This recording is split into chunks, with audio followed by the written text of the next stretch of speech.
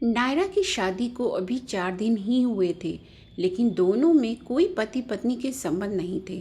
कार्तिक ने पहले ही दिन नायरा को बता दिया था कि वह प्रिया नाम की लड़की से प्यार करता है। वह जिंदगी भर उसी से प्यार करता रहेगा।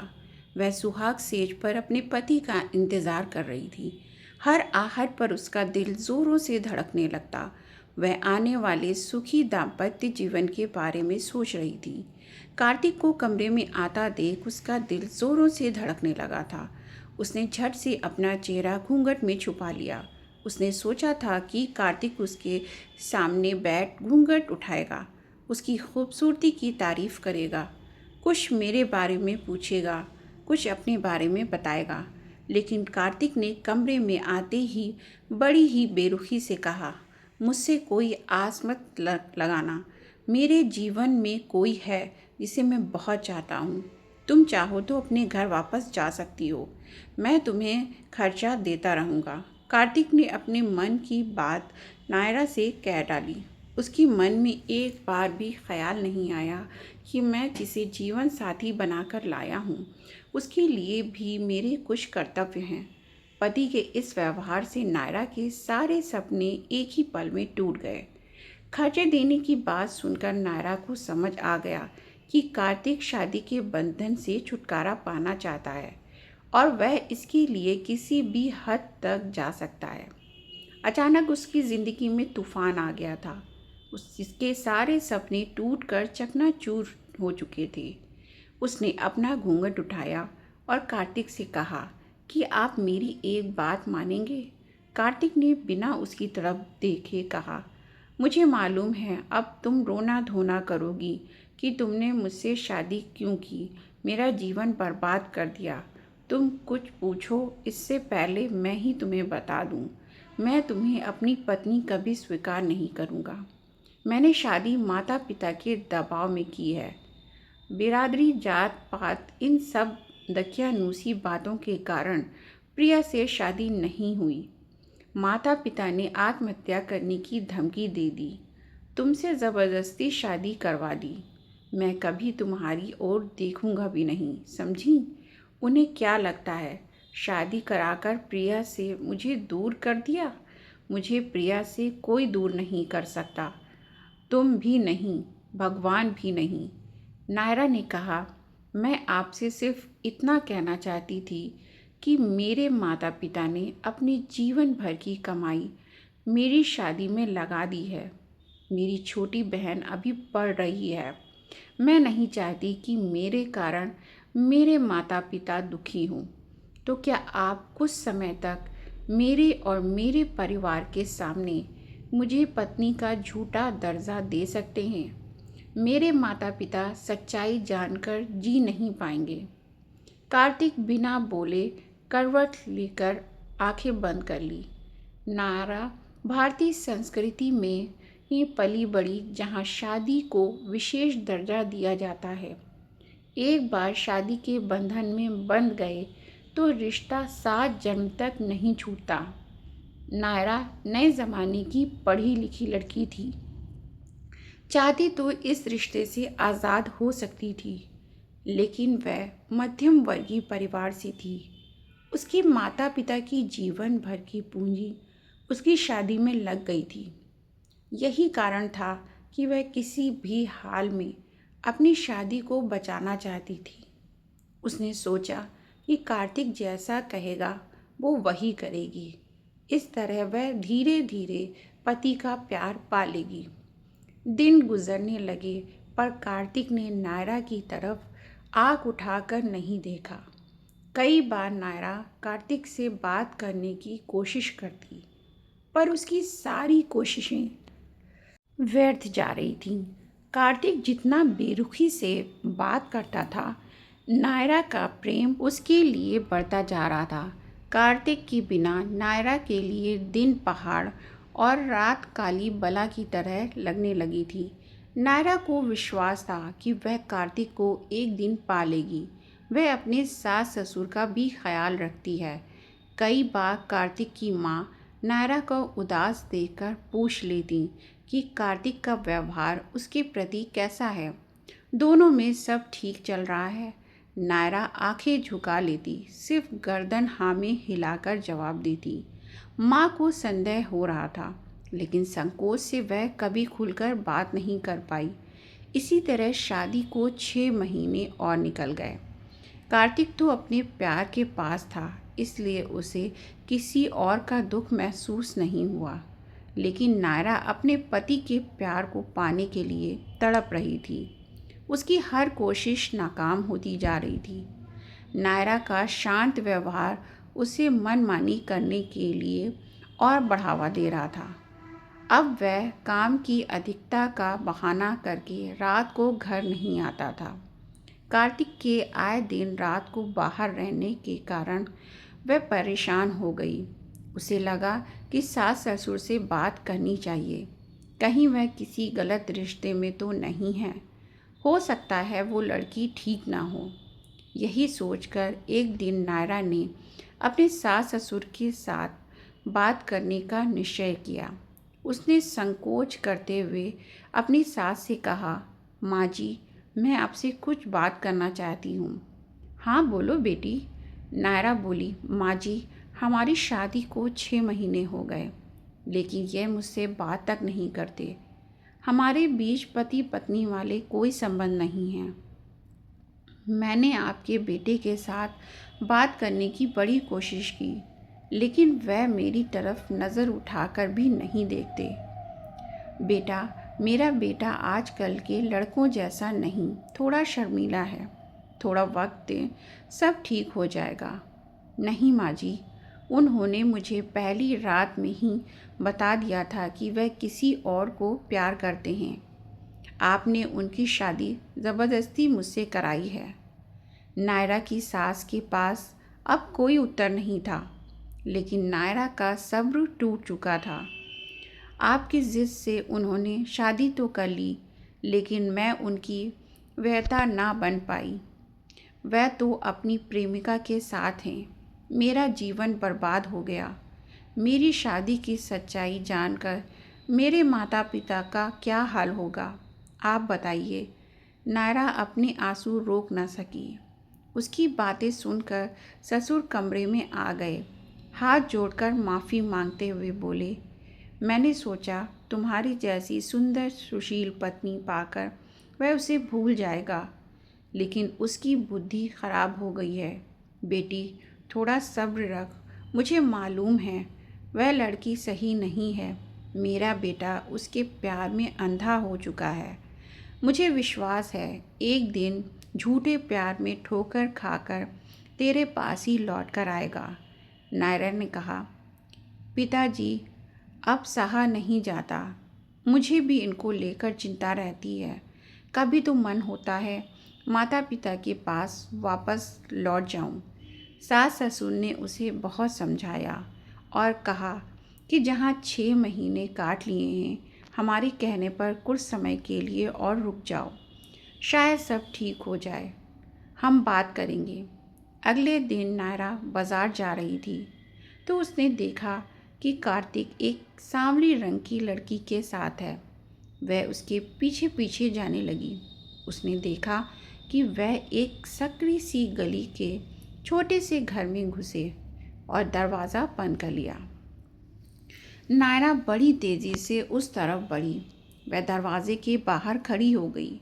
वह दरवाज़ा खटखटाने जा रही थी, पर रुक गई। दोनों हंसी सुन वह बेचैन हो रही थी। वह सोच रही थी कि वह दरवाज़ा खटखटाए या दोनों का बाहर आने का इंतज़ार करे। उसकी आंखों से आंसू बह रहे थे। उसको ऐसा लग रहा था जैसे उसके प्राण निकल जाएंगे। अपने पति को किसी और के साथ में देख पाना बड़ा मुश्किल हो रहा था। वह सोच रही थी कि प्रिया बहुत खूबसूरत होगी, लेकिन वह एक साधारण नक्श वाली सांवले रंग की लड़की थी। आज प्रिया को अपने पति के संग देख वह अपने आप को बहुत बदसूरत अनुभव कर रही थी। उसे ऐसा लग रहा था जैसे संसार की सबसे कुरूप महिला है वो, जो अपने पति को ना पा सकी। काफ़ी देर नायरा घर के बाहर खड़ी हो उनके आने का इंतज़ार करती रही। उसने मन ही मन सोच लिया था कि आज वो प्रिया से अपने पति को वापस मांग कर रहेगी। साफ साफ उसे अपनी ज़िंदगी से चले जाने के लिए कह देगी। थोड़ी देर बाद दोनों बाहर हंसते हंसते आए। कार्तिक नायरा को सामने देखकर थोड़ा घबरा गया। तुम यहाँ क्या कर रही हो? नायरा ने उसकी तरफ देखा। अरे तुम मुझे पहचानते हो? कार्तिक ने उसे घूरते हुए कहा। क्यों नहीं, तुम मेरी बीवी हो। नायरा अभी थोड़ी ऊंची आवाज़ करके बोली। कभी बीवी को एक नज़र उठाकर भी नहीं देखा। तुम्हें यहाँ का पता कैसे मालूम हुआ? कार्तिक उसकी बात काटते हुए बोला। मैं बाज़ार जा रही थी, तुम्हें देखा तो तुम्हारे पीछे पीछे आ गई। तुम मेरी जासूसी कर रही हो? नहीं, मैं ऐसा क्यों करूँगी? मुझे तुम्हारी जासूसी करने में कोई दिलचस्पी नहीं है। कार्तिक ने कहा। मैंने तुम्हें पहले दिन ही बता दिया था कि मेरी ज़िंदगी में कोई और नहीं आ सकता। फिर आज यह सारा ड्रामा क्यों? नायरा अपने आंसुओं को रोक न सकी। तुमको मेरी तकलीफ़ ड्रामा लग रही है? कार्तिक बोला। मैंने तुम्हें हाथ भी नहीं लगाया और हम दोनों के बीच कोई पति पत्नी का रिश्ता भी नहीं है, तो कपट कैसा? नायरा बोली। अपनी व्यथा को न छूना, इससे बड़ा कोई अपमान नहीं। सुहागन होते हुए भी अपने पति का प्यार ना पा सकी, इससे अधिक कोई प्रताड़ना नहीं। मेरे लिए मेरा पति मेरा नहीं। आज नायरा सारी शर्म छोड़ चुकी थी। आज वह अपना हक लेना चाहती थी। उसका सब्र का बांध टूट गया। लोगों की भीड़ इकट्ठा हो चुकी थी, लेकिन नायरा को किसी का कोई डर नहीं था। तुम्हें इसे छोड़कर अपनी पत्नी के पास वापस आना होगा। तुम्हें मेरा बनना होगा, नहीं तो मैं अपनी जान दे दूंगी। नायरा ने सबके सामने धमकी देते हुए कहा। लेकिन कार्तिक ने नायरा की कोई परवाह नहीं की। वह बोला, तुम्हारा जो मन हो वह करो, लेकिन मेरा पीछा छोड़ो। नायरा रोते रोते प्रिया से बोली। मैं तुम्हारे आगे हाथ जोड़ती हूँ, मेरा पति मुझे लौटा दो। तुम जो कहोगी वह करने को तैयार हूँ। बोलो, क्या लोगी तुम मेरे पति को छोड़ने का? प्रिया के चेहरे पर जीत की खुशी थी। नायरा को तड़पते देख वह खुश थी। उसे नायरा पर बिल्कुल दया नहीं आई। वह हंसकर बोली, क्या तुम अपनी सुहाग की चूड़ियाँ मुझे दोगी? क्योंकि जब सुहाग ही तुम्हारा नहीं है तो तुम यह चूड़ियाँ पहनकर क्या करोगी? इन पर तो मेरा हक है। अपने पति के साथ साथ ये सुहाग की चूड़ियाँ भी मुझे दे दो। नायरा के पास अब कहने को कुछ नहीं रहा। वो सोचकर उसने साड़ी का आंचल फाड़कर सड़क पर बढ़ा दिया और हाथों से अपने सुहाग की चूड़ियाँ उतार उसी पर रख दी। कार्तिक ने पूछा कि ये तुम क्या कर रही हो? यह सब क्या है? उसने कहा, ये सुहाग की चूड़ियाँ पति के जिंदा होने की निशानी होती है। मेरे लिए चूड़ियाँ सुहाग का शव है और मैं सुहागन विधवा। नायरा की हालत देखकर लोगों की आंखें भीग गईं, लेकिन पत्थर दिल प्रिया ने बड़ी बेशर्मी से वह चूड़ियाँ उठाईं और कहा, इस सुहाग की चूड़ियों में मैं जान डाल दूंगी। और कार्तिक का हाथ पकड़कर आगे निकल गई। नायरा वहीं बैठे अपने सूने हाथों को देख रही थी। प्रिया की यह हरकत कार्तिक को बहुत बुरी लगी। एक औरत इतनी कठोर कैसे हो सकती है? नायरा का निस्वार्थ प्रेम है, वह गलत नहीं है, लेकिन प्रिया और मैं नायरा के साथ बहुत बुरा कर रहे हैं। आज पहली बार कार्तिक को महसूस हुआ कि नायरा प्रिया से बेहतर इंसान है। आज पहली बार कार्तिक ने नायरा के मन और तन की खूबसूरती को देखा और महसूस किया। अपनी करनी पर बहुत दुखी था वह। रात को कार्तिक घर आता है। नायरा मुस्कुराकर दरवाज़ा खोलती है। कार्तिक हैरानी से नायरा से पूछता है, तुम यहाँ? मैंने सोचा था तुम अपने घर जा चुकी होगी। मेरा घर? मेरा कौन सा घर है? माँ बाप के घर से जब डोली में बैठ विदा हुई तो वह घर पराया हो गया। तुम्हारे घर डोली में बैठ कर आई, लेकिन अफसोस यह घर मेरा नहीं है। शायद लड़कियों के घर ही नहीं होते। मायके में रहती हैं पराई अमानत बनकर। लड़की के माँ बाप जीवन भर की पूंजी और अपने हाथों से पाली लड़की को अजनबियों के हाथ ही ये सोचकर सौंप देते हैं कि वह अपने घर जा रही हैं। ससुराल वाले कभी मन से नहीं अपनाते। ससुराल में भी पराई लड़की ही कहलाई जाती है। तो किस घर में जाने की बात कर रहे हो? मेरे लिए तो दोनों घर ही पराए हैं, चाहे माँ बाप का घर हो या तुम्हारा। कार्तिक चुपचाप अपने कमरे में चला गया। बिस्तर पर लेटे लेटे वो नायरा के बारे में सोचने लगता है। उसे पहली बार एहसास होता है स्त्रियों का जीवन बहुत ही कठिन है। नायरा सही तो कह रही है। जिस घर में वह पैदा हुई वह घर ही उसके लिए पराया। मेरे जैसे जीवन साथी के साथ अपने घर के सपने लेकर आई, उसे मैं वह भी ना दे सका। उसका क्या कसूर है? खोट तो मुझ में है। माता पिता की जिद से हार मानकर नायरा की शादी कर उसका जीवन नष्ट कर दिया। नायरा ने तो बेटी का, बहू का और पत्नी का रिश्ता ईमानदारी से निभाया, और मैं ना अच्छा बेटा और ना अच्छा पति बन सका। अब इन सब में मेरी ही गलती है। लेकिन प्रिया का व्यवहार नायरा के प्रति अच्छा नहीं था। नायरा ने कितनी ही करुणा थी, लेकिन प्रिया का व्यवहार इतना रूड था। वह असमंजस में था। वह क्या करे? उसे अपनी गलतियां नजर आ रही थी। उसकी आंखों के सामने नायरा का चेहरा बार बार दिखाई देता, जो अपने रिश्तों को बचाने के लिए प्रिया के सामने गिड़गिड़ा रही थी। और प्रिया ने कितनी बेशर्मी से उसके सुहाग की चूड़ियाँ उठा ली, जबकि उसे नायरा को चूड़ियाँ वापस दे देनी चाहिए थी। मैं क्यों नायरा का दुख नहीं समझ पाया? मैंने उसके साथ अच्छा व्यवहार नहीं किया, लेकिन नायरा आज भी दो घर की इज्जत बचाने के लिए मेरे साथ रहने को तैयार है। नायरा की जगह अगर प्रिया होती, वह कभी नहीं सहन करती। प्रिया और नायरा दोनों आज की आधुनिक महिला हैं, लेकिन एक रिश्तों की कदर करती है और दूसरी के लिए रिश्ते स्वार्थ से जुड़े हैं। लेकिन मैं प्रेम में अंधा हो चुका था। अपनी पत्नी के निस्वार्थ प्रेम को नहीं समझ पाया। अब मैं जान चुका हूँ, नायरा से बेहतर जीवन साथी कोई नहीं हो सकता। कार्तिक रात भर नायरा के बारे में सोचता रहा, और फिर ना जाने कब उसकी आँख लग गई। जब वह सुबह उठा, अपने कमरे से बाहर आया, तो नायरा कहीं दिखाई नहीं दे रही थी। उसने अपनी माँ से पूछा, नायरा कहाँ है?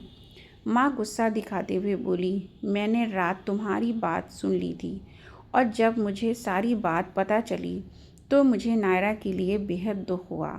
आज की आधुनिक महिला जो छोटी छोटी बातों पर ससुराल छोड़कर मायके चली जाती हैं, वहीं जिसके पति ने पहली रात ही उसे ठुकरा दिया, उसके बावजूद वह अपने माता पिता के लिए तुम्हारे साथ रिश्ता निभा रही थी। वह हीरा थी, लेकिन तेरी आंखें बंद हैं।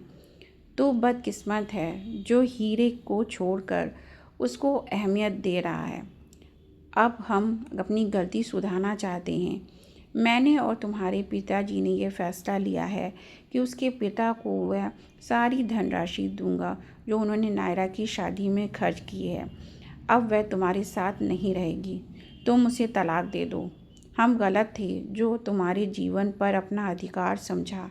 आज समय बदल चुका है। बच्चों को अपने फैसले स्वयं लेने चाहिए। हमारी जिद ने नायरा का जीवन बर्बाद कर दिया, लेकिन वह पढ़ी लिखी संस्कारी महिला है। तेरे माँ बाप ने उसे यहाँ से चले जाने के लिए विनती की थी, इसलिए सुबह वह अपने मायके चली गई है। लेकिन जाने से पहले तुम्हारे लिए एक तोहफा दे गई है। माँ अपने कमरे से एक बैग लाकर देती है। कार्तिक जल्दी से उसको खोलता है। उसमें चुनरी, सिंदूर की डिबिया और एक लेटर था। कार्तिक जल्दी से लेटर पढ़ने लगता है। उसमें लिखा है, शादी के समय यह चुनरी और सिंदूर माँ जी ने मुझे सुहागन का आशीर्वाद देते हुए दिया था। मैं ये खो चुकी हूँ। मैं चाहती हूँ कि यह चुनरी और सिंदूर तुम अपने हाथों से गंगा में बहा दो। कार्तिक लेटर पढ़ते ही फक कर रोने लगा। माँ, मैंने नायरा के साथ बहुत गलत किया, मुझे माफ़ कर दो। उसकी जगह कोई और लड़की होती तो अब तक कोर्ट कचहरी के चक्कर काट रहा होता। मैं प्रिया के व्यवहार को देखकर मैं कल ही जान गया था कि वह स्वार्थी है। आप सही थे, लेकिन अब बहुत देर हो चुकी है। मैंने नायरा को खो दिया। नहीं नहीं बेटे, अब भी कुछ नहीं बिगड़ा। अभी कुछ देर पहले ही घर के लिए निकली है, रास्ते में ही होगी। तू जल्दी जा और हमारी बहू को वापस ले आ। कार्तिक जल्दी से गाड़ी निकाल नायरा को अपने घर वापस लाने के लिए निकल पड़ता है। हर बस और टैक्सी में उसे ढूंढता है। एक टैक्सी में नायरा दिखाई पड़ती है। कार्तिक तेज़ी से गाड़ी आगे करते हुए ड्राइवर को गाड़ी रोकने का इशारा करता है। टैक्सी रुकती है। कार्तिक नायरा से कहता है, नायरा, मुझे बिना बताए जा रही थी। नायरा कार्तिक को देखकर हैरान थी। कार्तिक ने अपनी बात दोहराई तो नायरा ने भी जवाब दिया, तुम्हारे साथ रहने का कोई कारण भी तो नहीं है। कार्तिक ने नायरा पर हक जताते हुए कहा, तुम जल्दी से टैक्सी से बाहर आओ। नायरा बिना जवाब दिए टैक्सी ड्राइवर को चलने के लिए कहा। यह देख कार्तिक ड्राइवर को पैसे देते हुए नायरा का हाथ पकड़कर टैक्सी से उतार कार में बैठाते हैं। नायरा ने गुस्से से कहा, यह तुम क्या कर रहे हो? कार्तिक बोला, तुम कहीं नहीं जा रही हो, सुना तुमने? पर तुम्हारे साथ रहने का कोई कारण भी तो नहीं है। कार्तिक ने कहा, तुम मेरी पत्नी हो, लेकिन तुम्हारा प्यार मैं नहीं हूँ। कार्तिक, लेकिन नायरा, मैंने असली प्यार ही पहचान कल की है। प्रिया जैसी लड़की कभी किसी से प्यार नहीं कर सकती। शादी के बाद भी उससे रिश्ता रखना गलत था। मैं पति धर्म भूल गया था। कार्तिक नायरा से माफ़ी मांगते हुए कहता है, तुमसे अच्छा जीवन साथी मुझे नहीं मिल सकता। मैंने तुम्हारे साथ कितना बुरा व्यवहार किया, लेकिन तुम्हारे चेहरे पर हमेशा हंसी रही। तुमने सुहाग की चूड़ियों को जब सुहाग का शव कहा तो मेरी आत्मा ने मुझ पर धिक्कार दिया। मुझे अपनी गलती का एहसास हो गया। मुझे माफ़ कर दो। कहते हुए उसने गाड़ी प्रिया के घर की तरफ की। नायरा ने कहा, यह रास्ता अपने घर का तो नहीं है। कार्तिक बोला, हाँ, लेकिन मैं प्रिया के घर जा रहा हूँ। पर क्यों? उससे तुम्हारी सुहाग की चूड़ियाँ वापस लेने के लिए। नायरा की आंखों में खुशी के आंसू थे, क्योंकि आज उसने अपने सुहाग को पा लिया था। कार्तिक सुहाग की चूड़ियाँ लेने के लिए प्रिया के घर पहुंचता है। अंदर हंसी की बहुत आवाज़ आ रही थी।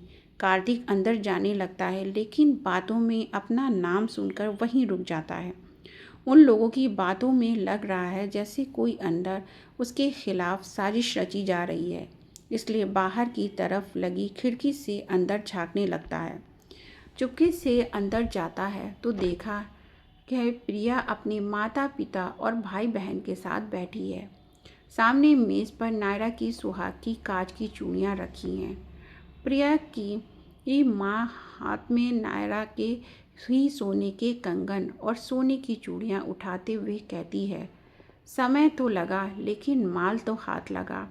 प्रिया बोली, वह नायरा बेवकूफ़ लड़की कांच की चूड़ियों के साथ साथ ये सोने के कंगन और सोने की चूड़ियाँ भी दे गई। राधिका, तूने देखा नहीं कैसे रो रो कर वह मुझसे सुहाग की मांग कर रही थी। मुझे तो उस पर हंसी आ रही थी। पता नहीं लोग क्यों इतने इमोशनल होते हैं।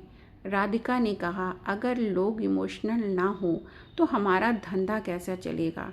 कार्तिक भी तो इमोशनल है, तभी तो हम पैसे निकाल पाते हैं, कभी मेरी बीमारी के नाम से तो कभी किराए के लिए। बहुत भोला है कार्तिक, बस उसके सामने थोड़ा सा दुखी होकर दिखाओ और उसकी जेब से पैसा निकाल लो।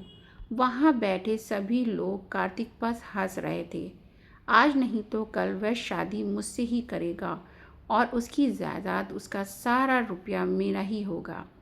फिर से सभी लोग ठहाका लगा के हंसते हैं। सोफे पर बैठा अधेड़ उम्र का व्यक्ति बोला, पर इस बार समय बहुत लग गया माल आने में। प्रिया दूसरी लड़की से पूछती है, तेरा क्या चल रहा है? दूसरी लड़की कुछ कहती है। इससे पहले ही उसका ध्यान कार्तिक पर पड़ गया। कार्तिक को देखते ही अंदर बैठे लोग सब घबरा गए। कार्तिक भी उनकी बातों को सुनकर सकसा गया। उसे प्रिया से बिल्कुल भी उम्मीद नहीं थी, न कभी उस पर शक किया। कार्तिक समझ गया था कि वह साजिश का शिकार हुआ है। वह प्रिया से कहता है, वह तो मैं कल ही समझ गया था कि तुम्हारे सीने में औरत का दिल नहीं। मैंने तुम्हारे कारण अपनी पत्नी का बहुत मन दुखाया है। मैं उसे अब जीवन की सभी खुशियाँ देना चाहता हूँ। इसलिए आज मैं तुमसे अपनी पत्नी की सुहाग की चूड़ियाँ वापस लेने आया हूँ। लेकिन मैंने सारी बातें सुन ली। मुझे बहुत दुख हुआ कि मैं तुम्हें दिल से चाहता था। तुम्हारे लिए मैंने अपने माँ बाप का दिल दुखाया, पत्नी से अलग रहा, लेकिन तुम केवल प्यार का नाटक कर रही थी। मेरी जायदाद पाने के लिए साजिश रच रही थी। अब तुम्हारी असलियत मेरे सामने है। मुझे तुमसे कोई शिकायत नहीं। मैं ही गलत था जिसने माँ बाप और बीवी के पवित्र रिश्ते को नहीं समझा। प्रिया, मेरी पत्नी की चूड़ियाँ मुझे लौटा दो। मैं चला जाऊँगा। इसके बाद मैं तुमसे कभी नहीं मिलूँगा। प्रिया वास्तव में सोने की चूड़ियाँ वापस नहीं करना चाहती थी। कमरे में मौजूद लोग कार्तिक को पकड़ अंदर के कमरे की तरफ खींचते हैं। कार्तिक वहाँ से भागता है और कार में जाकर बैठ जाता है। कार्तिक नायरा को जल्दी से पुलिस को फ़ोन करने के लिए कहता है। नायरा घबराकर कार्तिक से पूछती है कि ऐसा प्रिया के घर क्या हो गया कि पुलिस को फ़ोन करना है। गाड़ी स्टार्ट करते हुए कार्तिक बोला, जितने कह रहा हूँ उतना करो, जल्दी से फ़ोन लगाओ।